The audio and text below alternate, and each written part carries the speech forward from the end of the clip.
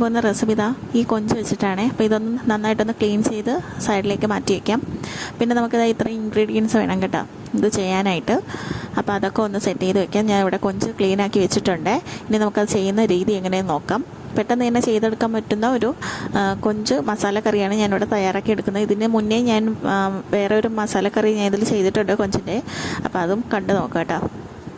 ഇത് ചെയ്യാനായിട്ട് പാൻ ചൂടാക്കി അതിലാവശ്യത്തിന് എണ്ണ ഒഴിച്ചു കൊടുക്കുക. നമ്മുടെ കടുകും അതുപോലെ തന്നെ ഉലുവ മുഴുവനായിട്ടുള്ളത് ഇട്ട് ഒന്ന് പൊട്ടിച്ചെടുക്കാം.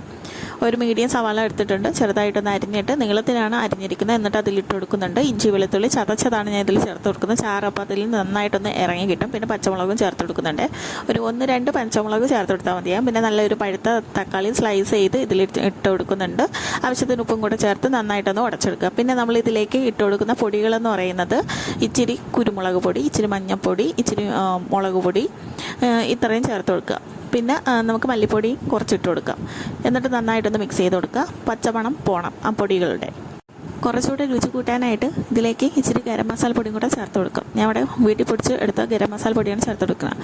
ഇതെല്ലാം നന്നായിട്ടൊന്ന് ഇതായി വരുമ്പോഴത്തേക്ക് അതിലേക്ക് നമ്മൾ ക്ലീനാക്കി വെച്ചിരിക്കുന്ന കൊഞ്ചും കൂടെ നന്നായിട്ടൊന്ന് ഇട്ട് കൊടുത്ത് നന്നായിട്ടൊന്ന് മിക്സ് ചെയ്തെടുക്കുക. ഇത് ഞാൻ കുറുക്കിയാണ് എടുക്കുന്നത് ഈ മസാല. നിങ്ങൾക്ക് വേണമെങ്കിൽ ഇതിൽ ഇച്ചിരി ചൂടുവെള്ളം കൂടെ ഒഴിച്ച് കൊടുത്തിട്ട് ഒരു കറി രീതിയിൽ നിങ്ങൾക്ക് എടുക്കാം. അപ്പം ഞാൻ ഇച്ചിരി കുറുക്കി എടുക്കുന്നത്. ഇനി നന്നായിട്ടൊന്ന് വേവാൻ വേണ്ടി വെക്കണം. അപ്പം അതിന് വേണ്ടിയായിട്ട് കുറച്ച് വെള്ളം ചൂടാക്കി ഒന്ന് ഒഴിച്ചു കൊടുക്കാം. അപ്പം പച്ചവെള്ളം ഒഴിക്കാതെ കുറച്ച് ചൂടാക്കി വെള്ളം ഒഴിച്ചു കൊടുക്കാം.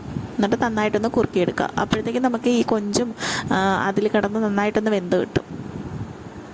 ഇനി ആവശ്യത്തിനുള്ള ഉപ്പും കൂടെ വിതറി കൊടുക്കുക. പിന്നെ നന്നായിട്ടൊന്ന് മിക്സ് ചെയ്ത് കൊടുക്കാം. അപ്പം നമ്മുടെ കൊഞ്ച് ഇവിടെ റെഡിയായി വന്നിട്ടുണ്ട്. ഇച്ചിരി കറിവേപ്പിലയും കൂടെ തൂക്കിയാൽ നമ്മുടെ കൊഞ്ച് മസാല തയ്യാറായിട്ടുണ്ട്. അപ്പോൾ ഇന്നത്തെ വീഡിയോ